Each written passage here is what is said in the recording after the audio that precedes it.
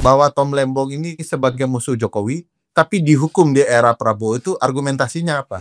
Mana ada presiden berkuasa teriak hidup Jokowi dan memastikan bahwa pemerintahannya adalah keberlanjutan dari Presiden Jokowi. Yang makanya dia akan melanjutkan pembantaian terhadap oposisi dengan berbagai cara. Tom Lembong kan termasuk pengkritik IKN, pengkritik kebijakan baru pemerintah yang katakanlah itu cukup mengesalkan ya. Presiden Jokowi juga tidak pernah diperiksa oleh kejaksaan untuk mengklarifikasi perintah ini apakah memang sudah sesuai atau seperti apa. Dan yang paling menyedihkan adalah Bang, apakah ini benar-benar pemberantasan korupsi? Ya. Atau kita sedang dipergunakan seolah-olah ini pemberantasan korupsi, tapi semua adalah cara untuk menghancurkan lawan.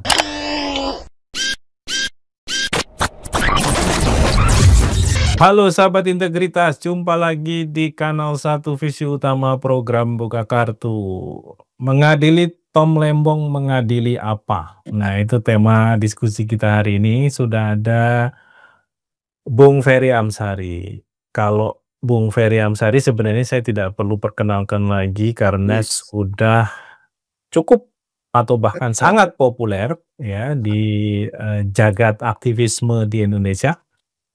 Yang menarik Bung Ferry Amsari ini termasuk yang cukup lengkap ya atribusinya. Selain sebagai akademisi, Bung Ferry juga adalah aktivis ya yang bergerak di berbagai isu, mau HAM, hukum, demokrasi gitu ya, anti korupsi. Yang ini jarang kita temukan di banyak para akademisi di Indonesia.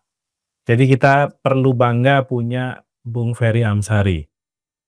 Begitu juga dengan kawan-kawannya yang lain, ada Uceng, Bivitri Susanti, dan beberapa akademisi lain ya, yang sampai hari ini tetap mengabdi kepada jalan kebenaran dan keadilan. Nah, Bung Ferry, sorry nih mengganggu karena sepertinya juga cukup letih hari ini. Nah, lumayan Bang. Gimana dah? Apa kabar? Alhamdulillah, kalau dipuji Bang Adnan itu sesuatu. Hidup Jokowi. Ini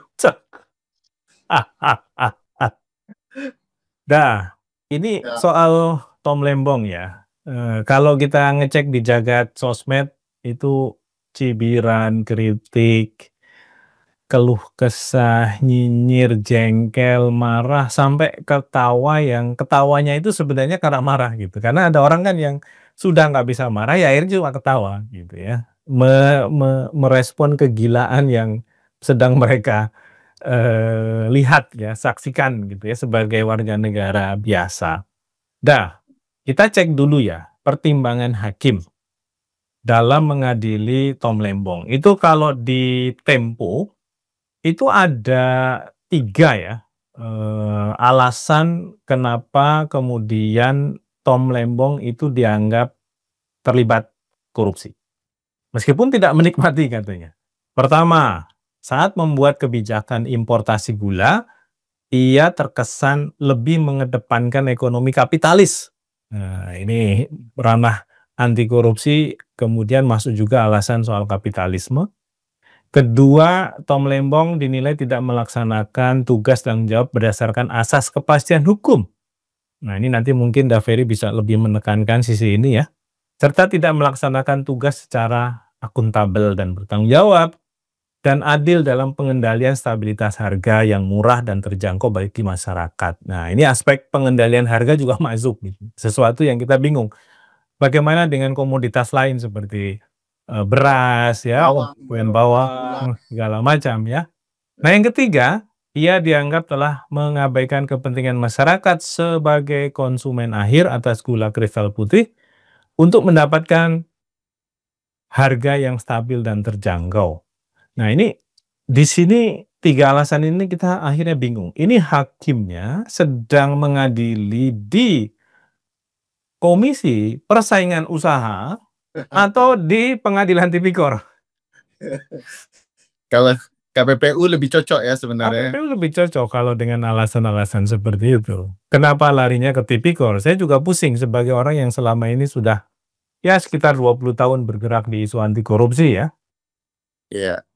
Ya kalau di Abang saja bingung sebagai abang-abangan kami dalam isu pemberantasan korupsi, apalagi kita ya. Jadi sedari awal sih sebenarnya kasus yang roman political trial ini sudah jadi bagian yang dicurigakan oleh publik pada kasus Tom Lembong.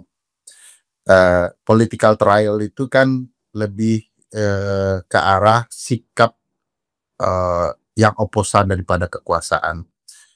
Nah, itu terasa karena Tom Lembong kan termasuk pengkritik IKN, pengkritik kebijakan baru pemerintah yang katakanlah itu cukup mengesalkan ya, karena figurnya dianggap sebagai orang yang punya kemampuan ekonomi yang jitu ya, sehingga Dan pintar ya. komentar dia itu ya, komentar-komentarnya akan menjadi apa ya, membuat publik risau dengan kebijakan negara, dan itu sepertinya menjadi argumentasi kenapa kasus ini lahir ya.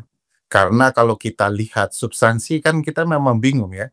Sejak kapan gagasan ekonomi, rasa kesukaan terhadap visi ekonomi tertentu menjadi tindak pidana kan?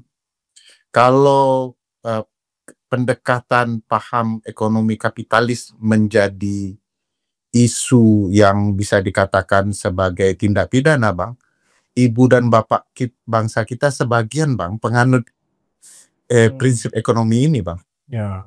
Jadi sejak kapan pula cara pandang mengurus ekonomi itu menjadi tidak pidana, itu nggak ngerti saya. Ya. Nah, itu yang juga terkait soal tidak mengatur pasokan harga yang adil dan segala macam, itu kan bagian dari prinsip ekonomi wawasan masing-masing ya. Kalau wawasan ekonomi dia dianggap tindak pidana, presiden yang memilih dia, Bang, Ya. juga harus dianggap terlibat ya untuk memilih orang yang punya cakrawala ekonomi kapitalis sebagai pelaku tindak pidana korupsi. Nah, argumentasi ini menurut saya argumentasi yang dicari-cari, Bang. Jadi tidak bertemu kesalahannya, maka salah satu yang tidak bertemu kan kickback nggak ketemu. Ya. Apakah ini kebijakan koruptif hendak menguntungkan satu dua belah pihak gitu ya? Bagaimana dengan menteri-menteri terdahulu yang juga kemudian mengeluarkan kebijakan yang sama sedari awal? Ya.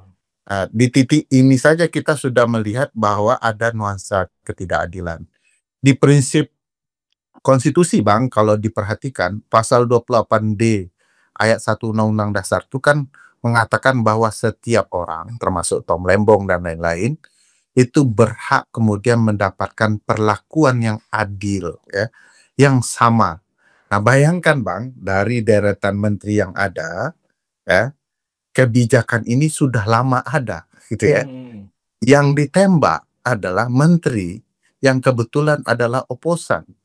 Jadi tentu ini akan membangun ya kesadaran publik ada sesuatu yang aneh nih. Ini orang dianggap salah dalam kebijakan, tapi pelaku kebijakan awal tidak dipermasalahkan. Jadi memang sedang dicari-cari kesalahan. Makanya kalau di pendekatan political trial ini memang bisa dibaca begitu. Dalam hukum itu kan begini, Bang, bahkan orang yang salah pun tidak boleh diperlakukan tidak adil. Bayangkan kalau orang tidak bersalah, Bang, diperlakukan tidak adil. Jadi itulah yang kemudian menurut saya tidak sehatnya di sana. Dan dari kejaksaan sih sebenarnya kan kita sudah curiga ya ketika jaksa mengatakan kami belum menemukan kerugian negara, kami belum menemukan kickback-nya. Lah terus ngapain ini diusut? Ya. Karena kita harus lihat biasanya, Bang, mantan menteri atau orang politik penting biasanya aparat penegak hukum tidak tanggung-tanggung, Bang, untuk memastikan orang ini bisa terbukti melakukan tindak pidana. Dia akan mematangkan dulu kasusnya ya, baru dia jalan. Kalau ini kan kasusnya belum matang, sembrono, sehingga akhirnya itulah yang dicari-cari, timbullah alasan begini, yang penting orang ini masuk dulu.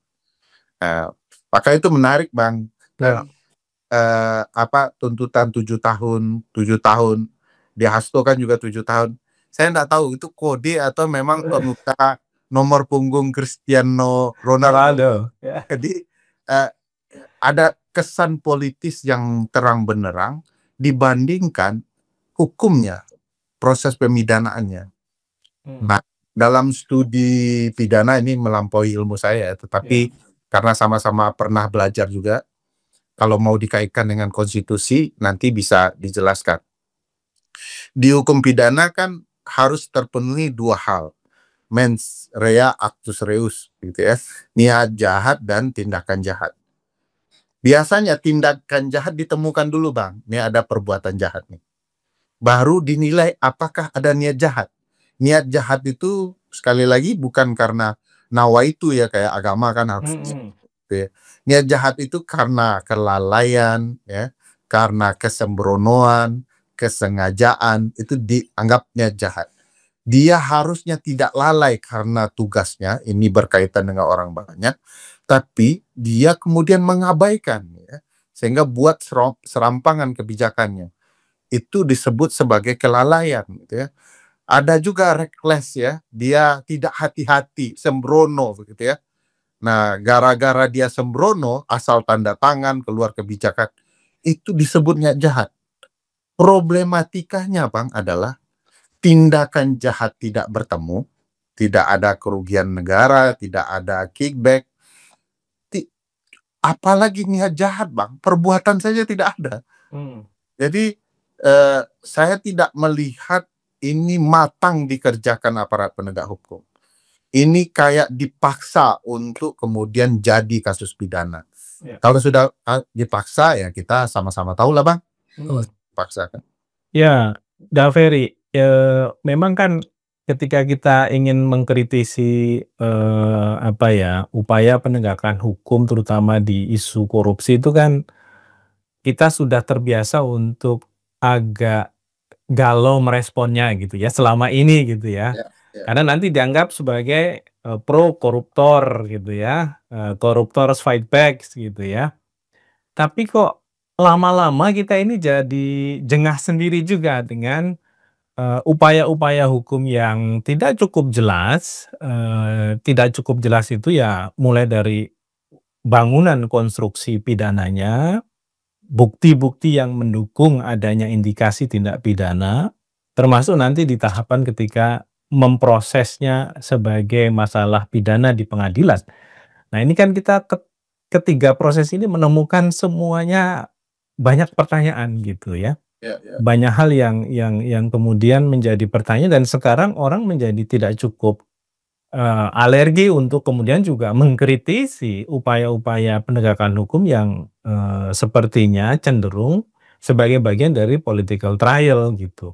Nah, mungkin kita juga harus menghitung bagaimana Tom Lembong hubungannya dengan Anies Baswedan pada akhirnya gitu ya, karena kita juga mendengar sebenarnya Anies Baswedan sedang mempersiapkan kendaraan politik untuk 2029, tapi kemudian ini sepertinya sebagai salah satu langkah untuk memotong ya.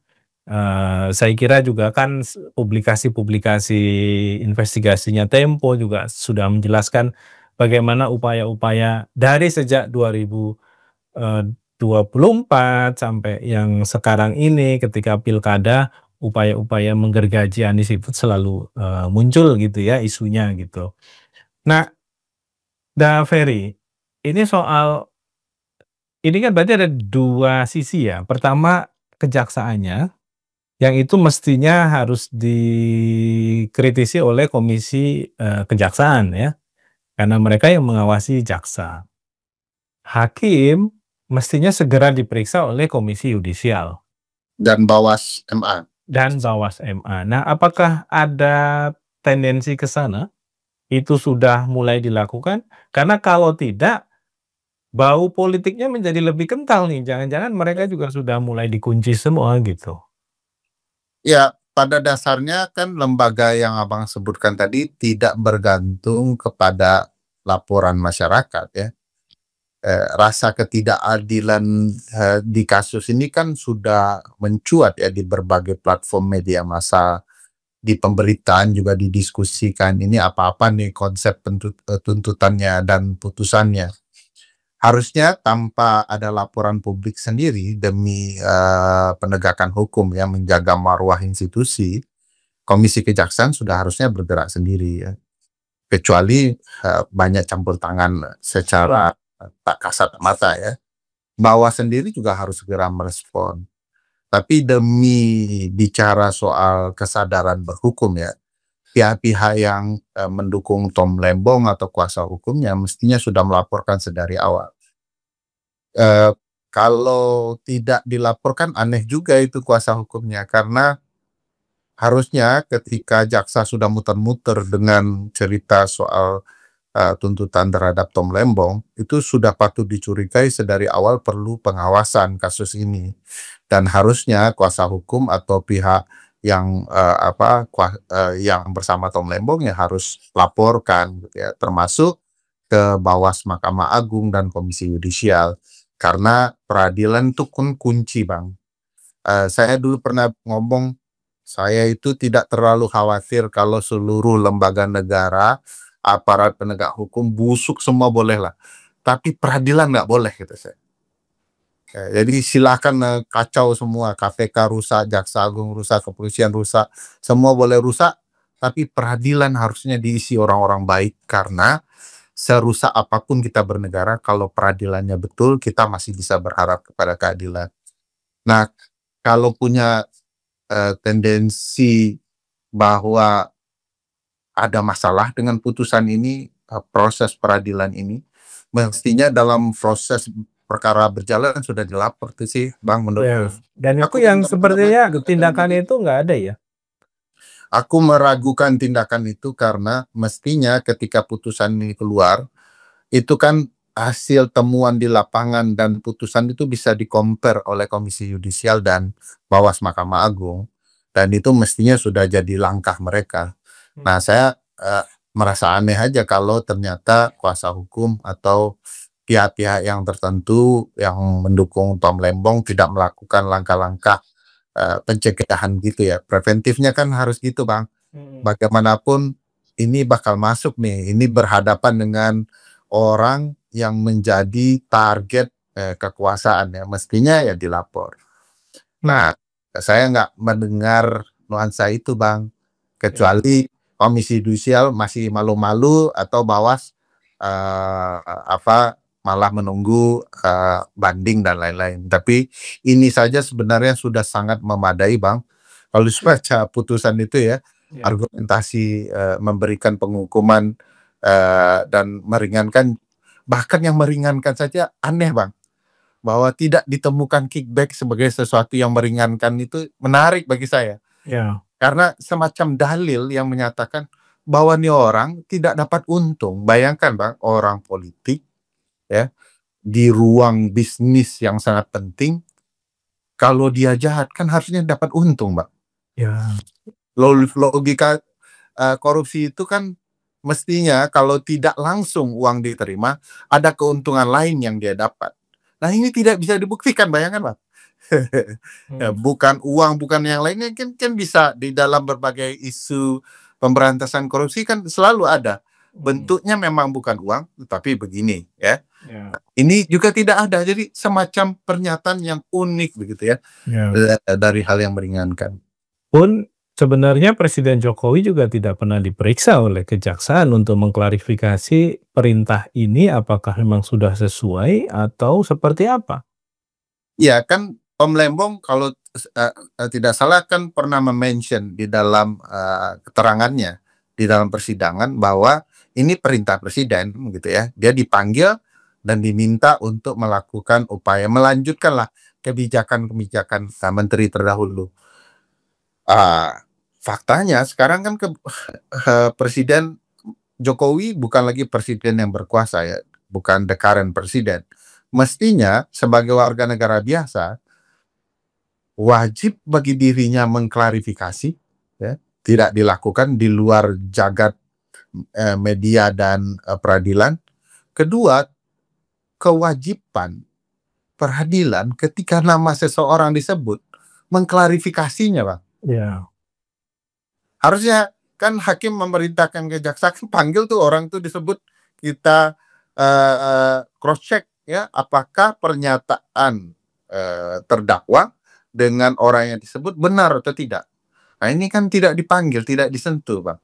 Jadi kalau teman-teman yang biasa investigasi dan katakanlah orang hukum, itu sense investigatornya kurang tuh, Bang.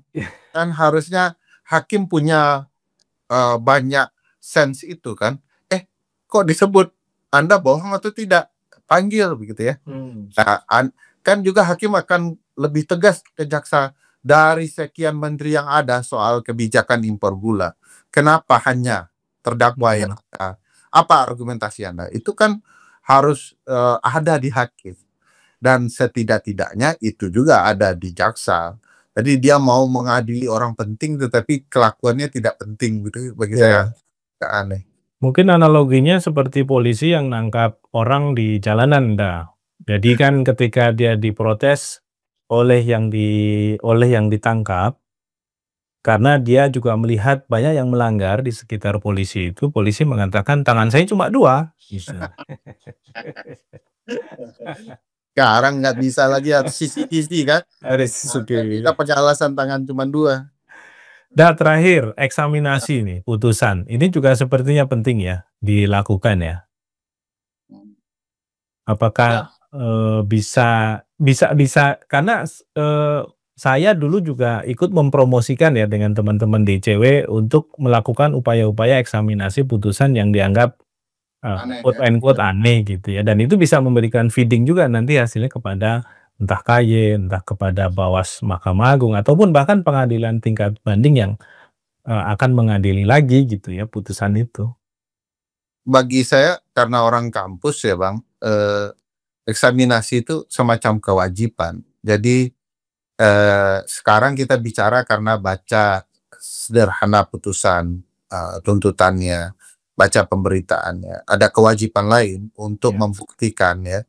Dan biasanya forum eksaminasi. Misalnya kita berdua oke, sepaham, tapi mungkin ada teman kita tidak setuju. Betul. Ini yang harus dijelaskan. Perdebatan harus terbuka. Eksaminasi tidak hanya milik orang yang meragukan putusan ini, tetapi orang yang menyetujui forum ini, putusan ini, untuk ditemukan dalam satu forum, agar publik bisa mengetahui mana yang benar-benar mengetahui problematika atau hanya sekedar asal menghukum orang. Ya. Nah, ini perlu juga kita buktikan, karena bagi saya itu menarik ya, argumentasinya, unsur kulpa dan lain-lainnya kalau memang ada begitu ya. Apakah kemudian ini pidana yang sengaja sebagai political trial, itu kan harus dibuktikan tuh, Bang. Seberapa banyak Tom Lembong ngomong soal kepentingan politik ya, yang kemudian mengantarkan dia kepada kasus ini. Ya. Apakah kasus ini bisa dibuktikan sehingga kemudian asumsi soal political trial bisa diindahkan, atau sama sekali tidak ada satupun yang dibuktikan sehingga logika political trial itu bisa diperkuat. Karena saya punya keyakinan, Bang, bahwa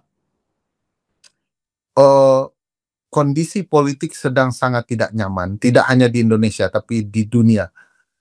Kekuasaan sedang dipegang oleh orang yang asal hajar ya, asal beda hajar, asal lawan politik hajar. Dan ini perlu dibuktikan secara ilmiah agar kita punya kesempatan menjelaskan kepada publik bahwa ini tidak benar. Jadi eksaminasi menurutku wajib lah ya, Bang. Karena gimana kalau kemudian kita sebenarnya salahnya 10, yang kita omongin baru 5. Dan eksaminasi kita bisa lebih jernih melihat kasus ini. Dan juga orang-orang tidak begini, lu kok bela koruptor? Bukan, kita dari dulu tidak ingin membela koruptor, tapi kita harus memperlakukan orang secara adil. Nah, bayangkan sekarang ada orang yang dia tidak koruptor tapi dinyatakan koruptor. Dan ini kan merusak cita-cita gagasan pemberantasan korupsi ya. Dan inilah yang sebenarnya menurut saya sudah kita tenggarai ada di rezim Pak Jokowi dan dilanjutkan sepertinya di rezim Pak Prabowo. Ada yang nanya kepada saya, Bang, menarik, apa sih dasar bahwa Tom Lembong ini sebagai musuh Jokowi, tapi dihukum di era Prabowo, itu argumentasinya apa? Lah, bagi saya tidak hanya sekedar membuktikan bahwa Jokowi dan Prabowo tadi malam makan mie godok Jogja, gitu ya. Bukan itu, banyak hal. Salah satunya yang bisa dijelaskan adalah mana ada presiden berkuasa teriak hidup Jokowi, ya, dan memastikan bahwa pemerintahannya adalah keberlanjutan dari Presiden Jokowi, yang makanya dia akan melanjutkan pembantaian terhadap oposisi dengan berbagai cara. Jadi sebenarnya tidak bisa diragukan ini punya relasi yang luar biasa. Dan yang paling menyedihkan adalah, Bang, apakah ini benar-benar pemberantasan korupsi? Atau kita sedang dipergunakan seolah-olah ini pemberantasan korupsi, tapi semua adalah cara untuk menghancurkan lawan. Saya ingat, Bang, beberapa kasus di luar itu, Bang, political corruption itu, ada nuansa agama, Bang. Begitu orang sedang meningkat imannya dalam bernegara, dan warga negara membenci orang yang punya cara pandang agama berbeda, maka gagasan belas pemilu digunakan untuk membunuh lawan politik. Karena itu yang jadi tren pemilih. Begitu tren soal kepentingan perang dan sosial itu digunakan, kepentingan ekonomi digunakan. Dan sekarang karena publik cinta pemberantasan korupsi, ini dipakai untuk membunuh lawan supaya itu bisa dibenarkan. Nah, ini bagi saya pertanyaan besar, kok kita merasa cita-cita gerakan anti korupsi dari 98 dan seterusnya, cita-cita pemberantasan korupsi sudah banyak, kok dipakai untuk melegalkan tindakan atau langkah politik membunuh oposan. Dan cerita mau Anies tidak Anies, mau ini, jadi menurut saya tidak relevan lagi. Ini sedang HMI atau bukan HMI gitu ya? HMI bukan HMI, tidak relevan lagi. Ini sedang menghancurkan suatu bangsa dengan cara-cara pembenaran. Nafsu politik jauh lebih penting bagi mereka daripada upaya pemberantasan korupsi. Oke, Daveri, mengadili Tom Lembong, mengadili apa? Itu memang tema tadi. Kemudian mengadili Tom Lembong seolah-olah pemberantasan korupsi, ya. Itu catatannya dari Daveri Amsari.